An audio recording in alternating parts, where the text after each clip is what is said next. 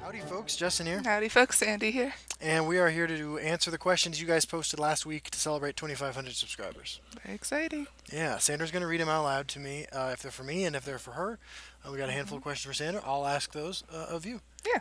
And first, I wanted to give a shout out to everybody who asked a question. Got your names right there. Really appreciate your support. And there's some people I recognize who've been here for 6 months now, and I think that's awesome. I think that's neat.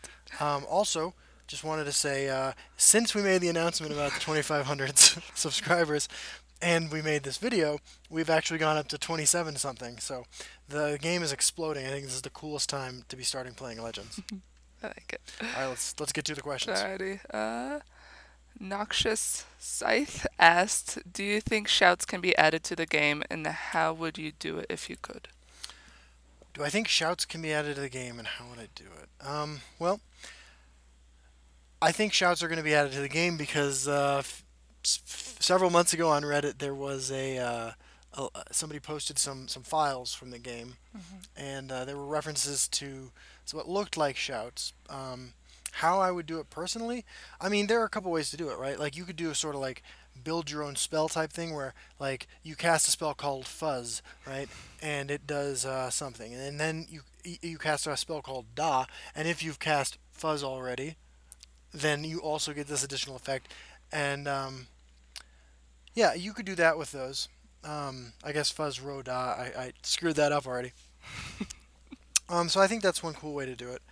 I also think that you could do a thing where you had creatures who, kind of like you can click, a numbered support cards have a number of charges on them. You could have creatures with a number of charges on them, and when you click them, you could use their shout one time. I think that's another cool way to do it. So that's my thoughts. Okay. Mr. Game Experience asked, how come you don't have a Patreon? Is this something you want to do full time? P.S. Your stream is awesome. Well, thank you, Mr. Game Experience.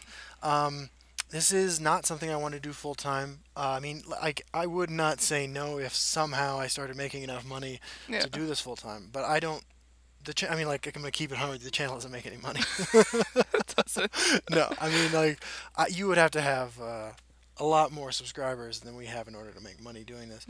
But in response to somebody who asked about this last week, actually, I will be. I have created a Patreon account. People were asking for videos in 1080, which I currently don't do because I record on basically a 1980s style giant hand camcorder when I'm filming. It's a webcam I picked up for like $20 at Target. So we have a Patreon just created for me that you can get different rewards, and if you want to speak a little bit, you can talk about the rewards you can get. Yep, different rewards. I think you can get a print of our channel logo that I designed. It's the one you see at the beginning of the video, and the prices go up from there. Collaborations, things like that. Yeah, I mean, you get your name posted at the end of videos in like a credits section. You can get artwork that Sandra's created of Celine the Monk. You can get T-shirts, prints, all sorts of cool stuff. So, Yep. And so he has a Patreon, and I have a Patreon for my art, which is completely different. It's photography based, but and Sandra's also a great painter and illustrator, and all of those are going to be linked below. those will be linked below because we're starting that when we release this video. And so Glitch X asked, have you ever dueled against CVH? I have. We have played many times. For those of you who don't know, CVH is actually a Facebook friend of mine. Because of our interactions in this game, he's a great guy, and we get along really well. And we've run into each other, I think, more in Arena than we have on the ladder. I stopped pushing for top 10 ladder 3 or 4 seasons ago. I didn't have the time to do it anymore, honestly. And although with the new cards coming out soon, I might be seeing more of him on the ladder because I'd be playing up top, hopefully, with some new decks I got brewing. But yeah, we have dueled many times. You can check out my videos. Just recently, we played in my latest Chaos Arena run with Monk, so there was that. We played on the first Chaos Arena preview event. We did a showcase match-up series right when the game entered open beta for for the Elder Scrolls Legends Championship Series, which I also recommend you check out if you're interested in playing in tournaments. Yeah, so I was excited to Hmm. see him. Yeah, he's a good dude. Alrighty. Here's this. All right, now I'm reading this question. Sambo713 asked, "Are you excited about the Fish Dicks announcement today?" You know what? I'm not particularly interested in the Fish Dicks assignment because announcement. I am not a gay fish, and I know that's what you're referencing. So, nice try. Jeffrey Liu, who are some of your favorite non-TESL gaming content creators? That's a cool question. Because to be honest with you, I do watch Elder Scrolls Legends gaming content on YouTube, and I try to hop in streams occasionally, but I watch most of my gaming content on YouTube, and the game I watch the most by far is Magic the Gathering. I really like Caleb D. I like most of the guys over at Channel Fireball. I'm a huge fan of LSV drafting, Vintage Cube and Legacy Cube and stuff like that. I I really like Dane, who releases Hearthstone material. He plays some just absolutely ridiculous stuff on camera, and I really enjoy watching his stuff. It also keeps it pretty positive. I like watching Brian Kibler when he plays Hearthstone from time to time. Um, who else? When I was playing Hearthstone, I watched Dog play Hearthstone a lot, but I haven't watched him in a while. Um, there is a channel that I'm subscribed to that plays Commander online in Magic the Gathering, which I really enjoy. I'll have to post that in the comments below because I can't remember his name off the top of my head. I think those are the ones that come immediately to mind. Channel Fireball, LSV, of course. Um, I like Modern Mondays with Frank Lepore. You know, I just love watching Magic online.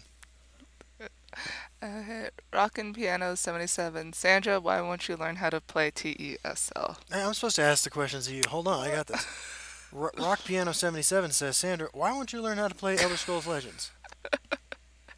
I'm not a card person at all. I like adventure style games more. I don't like the win lose type of Zero games. sum games. Yeah, I'm just not in it. I'm sure if I wanted to, I could, but no, I like doing nonsense around in games more than battling another person. Really, Alright.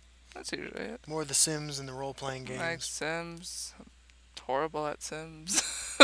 Mario games, stuff like that. Okay. Yum Yum 366. Where did you get that orc makeup from? You want to take this one? Okay, so the goal was for you to be green first, and then just put red around you because you wanted to be a warrior. And then I wanted a signature of mine to be on there, but I couldn't put an S, so I just put my handprint on you. That's really it. We bought the makeup itself from Walmart. Yeah, face paint, and then I used some of my acrylic paint. Some of it might have come from when we bought your painting stuff. Michaels. Michaels, yeah. Michaels. So Michaels and Walmart. That's pretty much it. Okay, Nguyen Nguyen asks, duel me, can you? My account, condition, no scout, no mage, no creative decks that you made. What? No creative decks that I've made?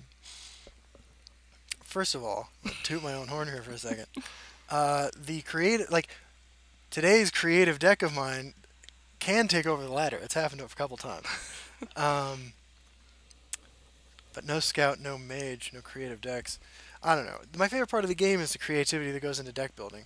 Like, I think I'm a competent player, but I think that my skill is strongest or most prevalent in identifying cards that aren't being played and could be good.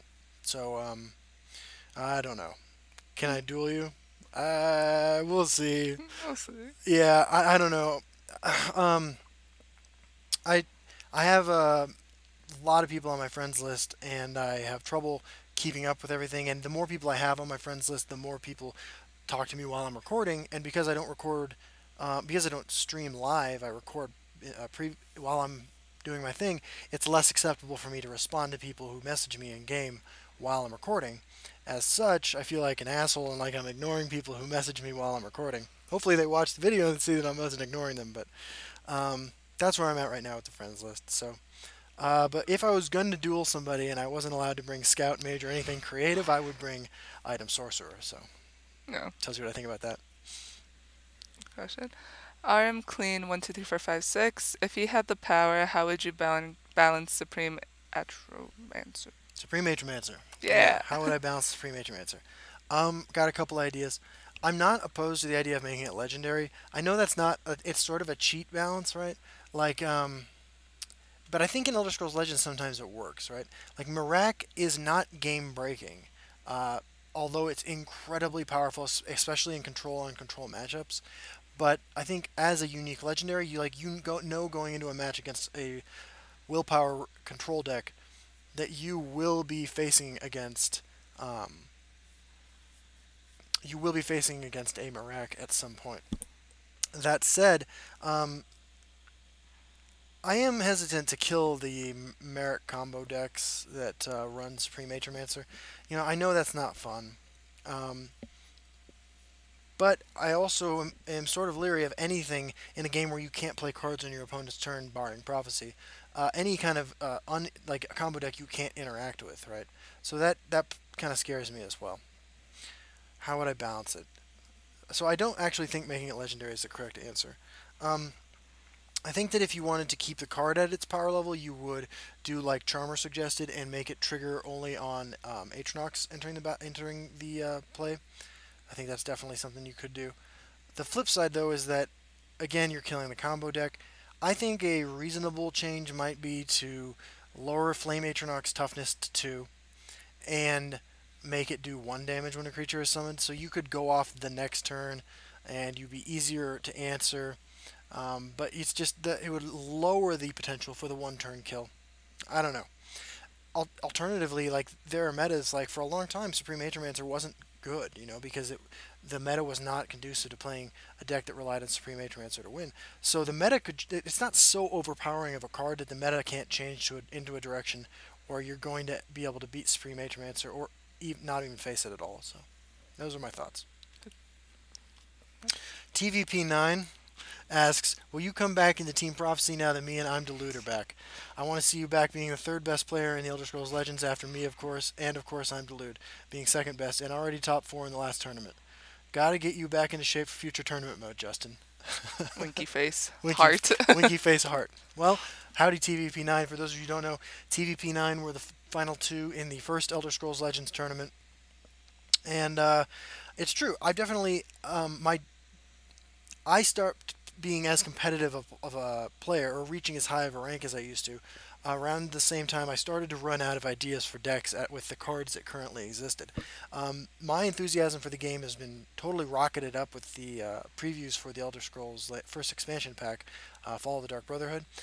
So I'm definitely in the mood to play competitively for at least a little while. I know I'm not like the best player in the game. I think that I'm a pretty good deck builder.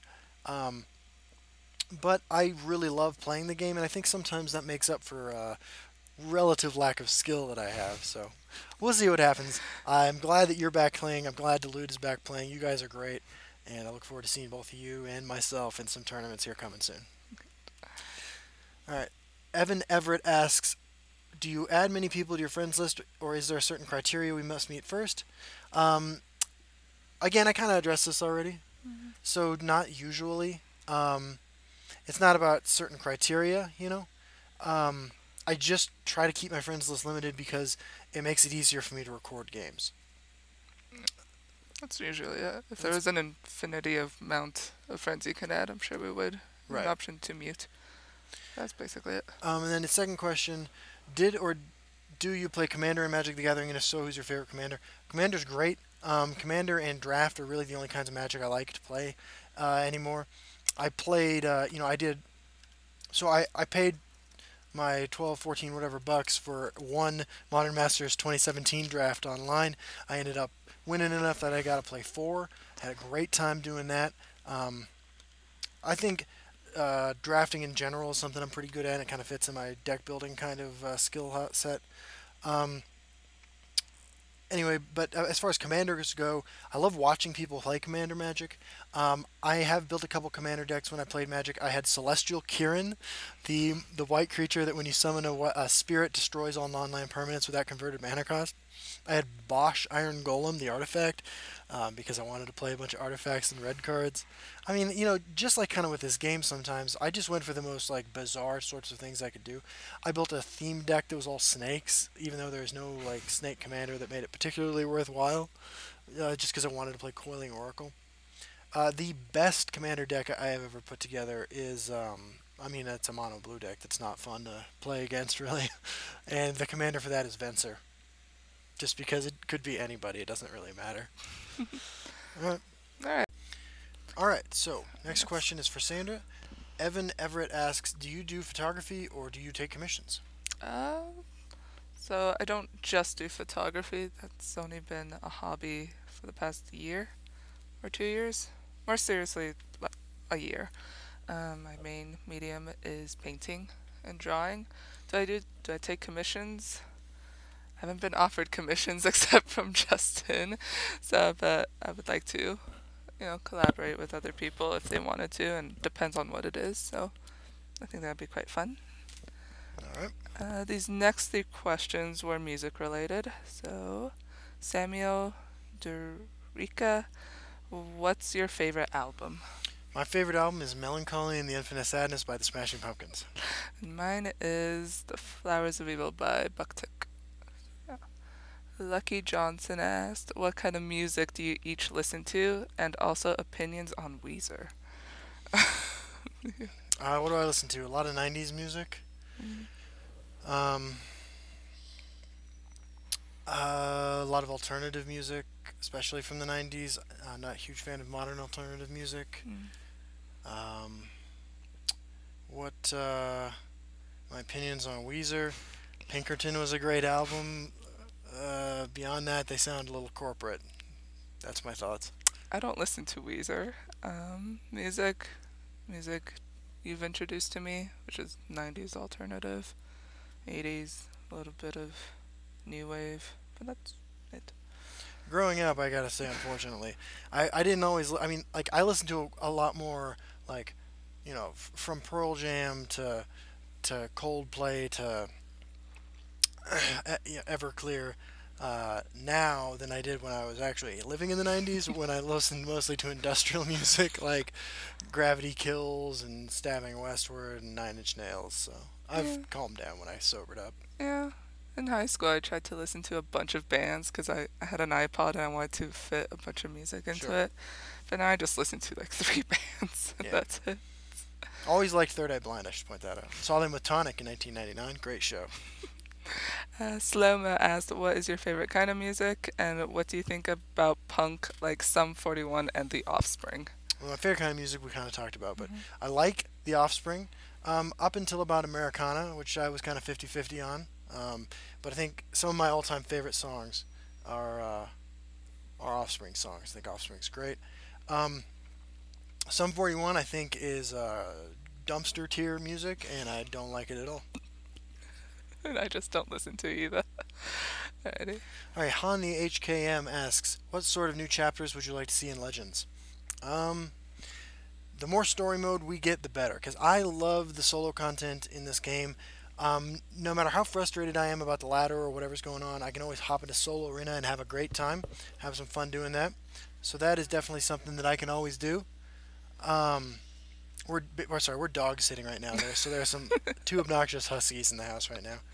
Um, yeah, so we're making sure they're not tearing up the house. They've already tried to destroy The our, cookies we made, we made sugar cookies last night, and eating them. they're a hassle. Um, but yeah, as far as specific chapters go, I think it'd be cool to relive certain like really memorable moments in the Elder Scrolls classic games. I think especially like Daggerfall and Arena, the first two Elder Scrolls games. I think there's probably a lot of people who haven't played those games, myself included. So seeing a story mode where we get to play through those and hear those stories could be pretty cool. It could be fun to see that for the first time. Johnny Walker 13, congrats Justin on the 2500. Your question is, how did you find the strength to turn your life around? Okay. Well, I did 6 months. My first 6 months in a therapeutic community where I was brainwashed with kind of behavioral therapy and moral recognition therapy every day, 24 hours a day for 6 months. That was the hardest thing I've ever been through. I mean, like using drugs and living on the streets is pretty hard. I'm not gonna lie, but TC is awful. It's just absolutely awful. However, after a point, like you hear the same thing over and over again enough, and you do change. Like it does work for some people. There were a lot of people who washed out who didn't complete the program. Um, but I completed the program and had my sentence reduced from 9 years to 3 years, which gave me some optimism about my future. I also am a Buddhist. I practice mindfulness meditation, and that gives me some of the strength that I needed to make those tough decisions in those early days of changing.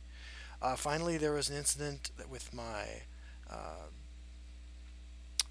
I'm not going to. I'm going to go as much detail as necessary, but I escaped from custody at one point, and this is before TC. Because my original charges were from 2010, and then in 2012 I picked up an escape charge, and I was on the lam for about like 13 hours because I'm just a crappy criminal, and all I did was like blow all my money and get high. But